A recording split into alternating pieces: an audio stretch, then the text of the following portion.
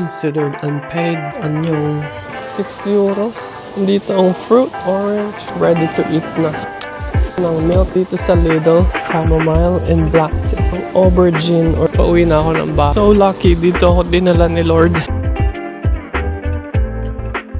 Hello guys, happy Friday. This is Robin and welcome back to another video. So nandito pa rin ako sa office, sa bahay. Nag-work ako sa office, nag-on-site ako today, but still, pag uwi ko ng bahay, tingnan niyo yung ginagawa ko. Work pa din.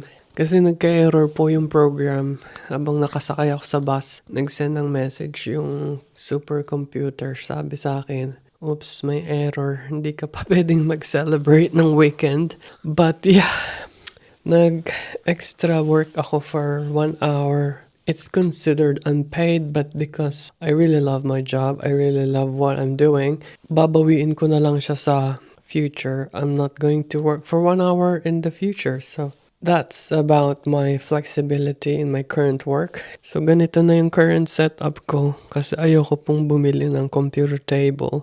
My biggest problem every time I move from one place to another is how would I transport all my stuff with just 2 or 3 luggages. So as much as possible, I don't want to buy any stuff, especially big furnitures and appliances. So I'm currently utilizing everything that I have in my room. So this is a bit uncomfortable in a way because my chair is not reclining and the computers are not in parallel. Gusto ko sana may double screen, but it is what it is. So thanks to Google Gemini because I was able to fix the problem. So I feel so good after I fixed the errors in my codes. So what about we go outside and probably explore my neighborhood? Hindi pa kasi ako nakakagala talaga dito sa aking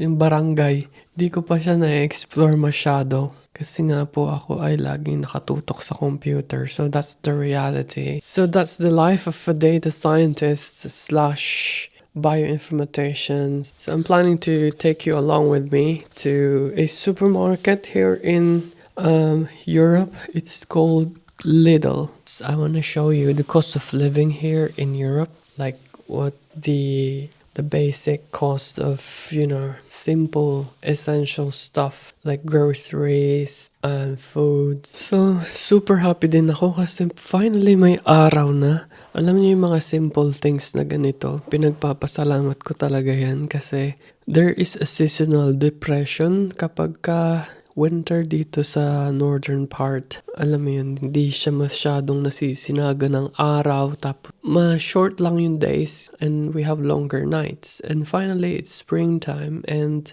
according to the calendar, magsha-shift din yung time. I don't know how it works actually because there is a time difference. Parang mag-a-add ako ng 1 oras. Ayun ba yung daylight time saving ba ang tawag nun? So it's called daylight saving time. So it's gonna start on March 29th. It's a Sunday. So it's like 9 days from now. Labas na po tayo ng bahay kasi gusto kong pumunta ng grocery stores. Kunin ko lang yung aking what do you call this? Ita-tuck in natin tong bag para lumiit na siya. Tada! This is from Daiso. Ready na akong umalis. Kunin na natin tong susi.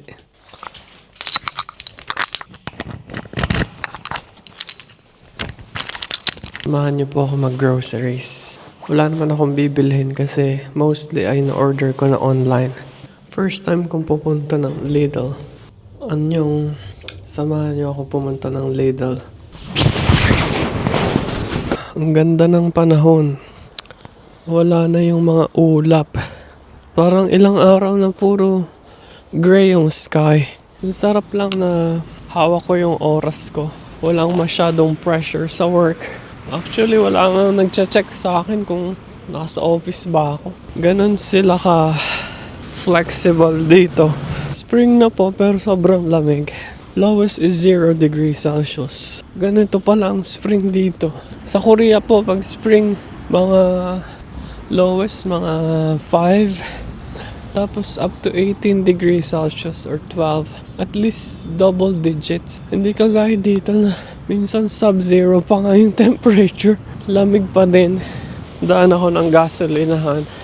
Malapit lang din ako sa petrol station. I-check natin magkano ang presyo ng petrolyo sa panahon ng gera.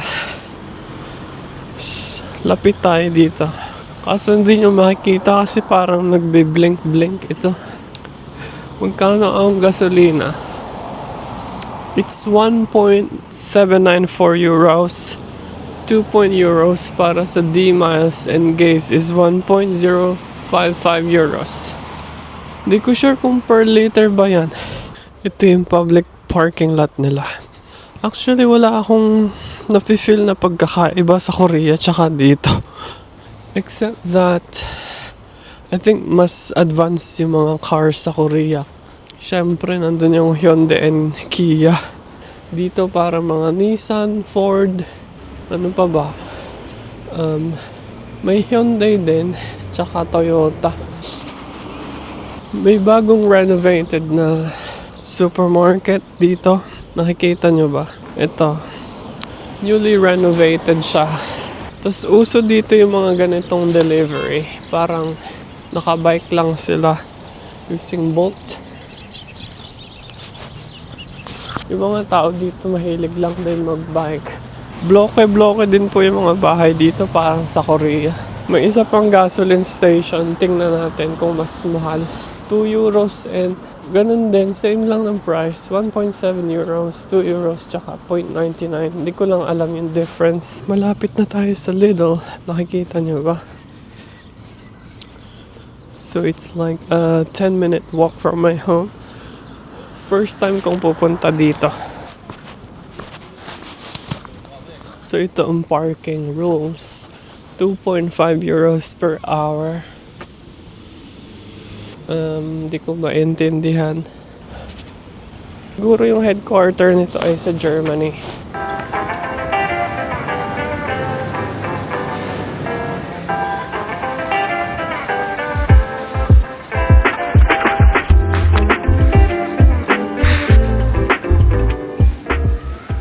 Cleaning tools, cleaning supplies. So saan tayo magsisimula? Lawak na eh. Saan tayo magsisimula? Oh, may mga damit din. And mga 10 euros lang yung mga damit. May shoes pang babies. Ang mumura ng bilihin dito, no? Magkano ang tubig? Ang tubig is 0.38 euros per bottle. Mga chichirya, Cheetos. Oops, ba't ako nandito sa beer section? Hindi naman ako umiinom. So, magkano ang bottle ng wine? So, mga 5 euros. 6 euros.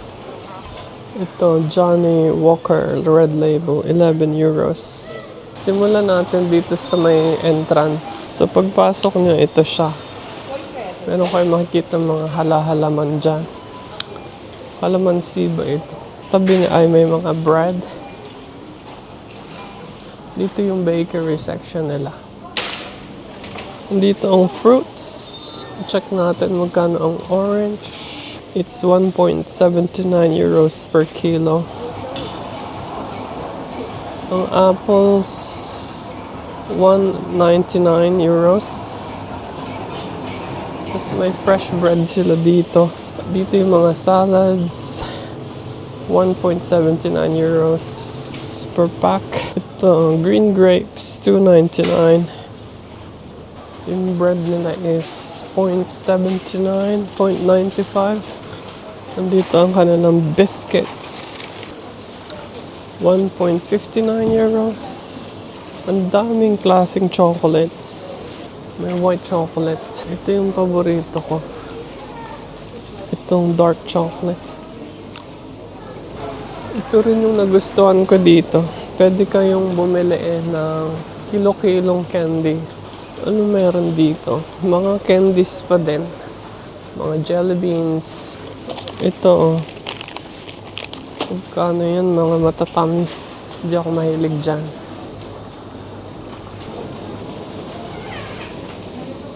Ang weird lang, no? Katabi ng damit, mga manok. So, yan ang ating manok. Ang poliha. Magkano ang manok? It's 1.25 euros. May chicken wings. 3.12 euros. Ang daming manok.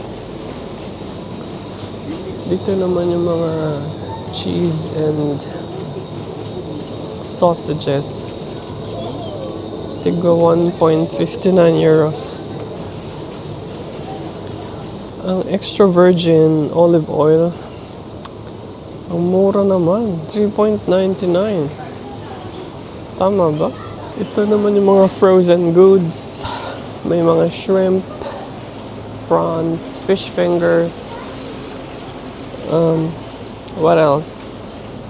Nuggets, chicken pops. Mga tigwa 1.99 euros. Ito yung sikat na brand sa Latvia, ang Lido. So, meron parang Lido. Is it the beer or what? Grabe ang mura. Yung cake, tingnan nyo, 1.59 lang. Tapos yung tiramisu is 0.79. So, kuha tayo nito.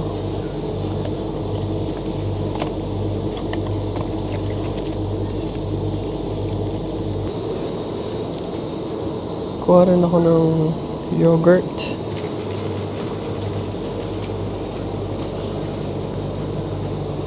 So, nagpunta ako dito para sa dishwashing liquid. Hanapin natin. Yung iba ay mahanap naman sa Pilipinas. But, napansin ko, itong brand na Adazo ay parang dito nagmula. Pizza na nasa box na.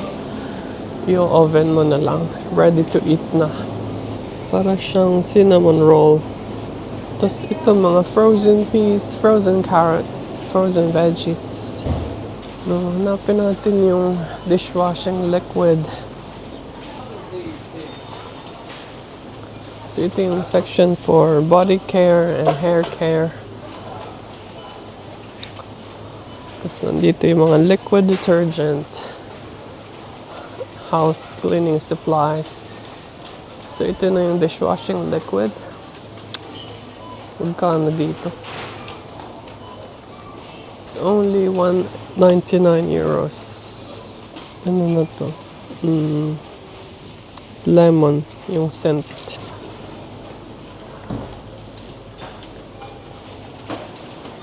Ang mura po ng bilihin dito. Kaya next time, dito na lang ako bibili. Malapit pa sa bahay ko. Magkano ang diaper? 7.89 euros ang diaper. Ang espresso na ground coffee is 3.99. Ito naman is 9.99. So, i-check natin yung bread nila. Ito ay magkano? 1.39. Ito yung lagi kong binibili. Check din natin ang itlog. Nasaan ang eggs? Oh, may peanut butter pala dito. Ang peanut butter is 3.49. Wala na naman akong bibilhin. Pinapakita ko lang sa inyo kung ano yung nabibili dito. Ito yung Jaunomi Katropirndene. Sorry kung mali ang pronunciation ko. Tao lang po. Dito naman yung mga premium na cuts ng ham and salami. Ito yung mga salami. It's 1.15 euros, 2.99. Tapos ito yung mga ewan ko kung ano to, sausages. Bakit kulay red? Bili tayo ng Gouda cheese. It's only 2.99. Ayun lang. Uwi na tayo ng bahay. Kano ang litro ng milk? 0.99. At hindi ko mahanap ang itlog. Toothbrush. Ang mahal ng toothbrush dito. 5.69. Tapos meron din silang Colgate. It's 1.99. Bili tayo ng hand soap. Kasi ay masyadong matapang yung hand soap ko sa bahay. Nakakasugat siya ng kamay. So, bili tayo ng honey. Ito yung mga rolyo ng tissue. Magkano dito? 2.79. Tapos, ilang rolls na siya. May 8 rolls na ng bathroom tissue. Gusto ko rin to. Yung mga laundry pods. 2.29. 4-in-1 discs. Maganda siya sa damit. Tsaka hindi mo na kailangan ng fabric softener kasi all-in-one na siya. Cleaners for your dishes. Wala po akong dishwasher sa bahay so hindi ko kailangan yan. So yan, kompleto na po ang aking napamili. So yun po ang prices dito sa Lidl. Sana ay nag-enjoy kayo. May mga pet foods din pala, 1.59 para dito sa cat food. Kuha ba tayo ng bread? Kanina ko pa pinag-iisipan. Kaso masama yan sa tiyan ko eh. Avocados. Magkano avocado? 1.99 per kilo. Fresh juice, 2.29 or 2.99. Hindi ko pa rin makita ang itlog. Wala yata ang itlog sa Lidl. Or hindi ko lang alam kung saan nakalagay. Magkano ang soft drinks? It's 0.89 per bottle. Yes, these are seeds. Kung may garden kayo sa bahay. Parang magkano siya? May begonia, may iba-ibang klase ng halaman. 1.39 euros para sa mga buto. Isang set ang bibili natin. White na lang para malinis. 6 na siya isang set. Meron ng bath towels, hand towels, tsaka guest towels. Tara na po at gagabihin ako. As much as possible, ayokong magpalipas ng gabi sa labas. Kakabili ko lang ng kape. Hanap tayo ng coffee filter pala. Pag mayroon kang coffee powder, dapat andito na rin yung coffee filter. Mali kasi yung nabili ko, hindi siya instant coffee. So, kailangan kong i-filter yung granules. So, nahanap ko ng itlog. Ito siya. 1.89 sa itlog. Ayan o. 10 pieces. Or 2, 4, 6, 8, 10 nga. Nandito yung iba't ibang tea. May citrus, raspberry, pear, caramel, blueberry. Flavored tea. Mayroon Earl Grey, may green tea, chamomile, and black tea. Ang patatas is 1.69. Ang sibuyas is magkano? 0.99. Ang daming sibuyas, tingnan nyo. Broccoli is 0.59. Carrots ay 0.65. Ang aubergine or talong is 0.79. Tapos ang kamatis is 2.99. Sobrang ganda ng quality niya. Last na, coffee filter na lang. Coffee filter na lang, tapos uwi na tayo. Hindi ko makita ang coffee filter. How does it work? Pwede mo ibenta yung basura mo. Amazing. So yes, ito yung ating shopping dito sa Lidl. Pauwi na ako ng bahay kasi lumalamig na tsaka gumagabi na. Ang ganda ng panahon kahit malamig.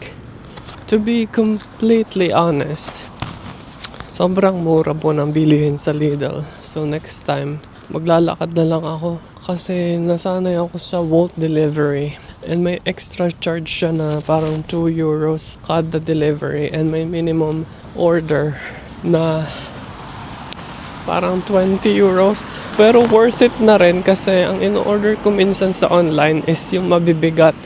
Like paano ko bubuhatin ang 20 liters ng tubig. Diba? Kaya sulit na rin. Pero kapag ganitong bagong tapos ko ng work, ano na lang, punta na lang ako sa Lidl. So ito nga pala yung aking gym. Nandyan ako everyday. I mean not everyday, but almost everyday. Ayan, dyan po ako nagja-gym. Malapit lang din sa bahay. What if lumipat ako ng bahay? Dito. Parang magandang tumira dyan. Kitang-kita ko yung mga kapitbahay ko. Sobrang swerte ko sa place ko ngayon kasi malapit lang siya sa work. Tapos marapit sa mga ganitong establishments. May isa pa akong na-observe dito. Ang tatangkad po ng tao. At lahat sila parang mga model. Nakakaingit yung tangkad nila. Another interesting fact. Mas madami po ang women to men ratio. Mas madami yung babae dito kaysa sa lalaki. At dito rin po, kapag ka nasa pedestrian, talagang humihinto sila. Yung mga sasakyan dito, talagang humihinto. Hindi ka guys sa atin, mababangga ka pa. Kahit ikaw na yung may right of way. They like walking in the park with their pets. Ayun yung mga na-observe ko dito. They're also very active. They like doing exercises, like walking, jogging. May mga gym membership. I'm so lucky dito ako dinala ni Lord. After ng mga paghihirap ko sa Korea, lahat nasuklian na.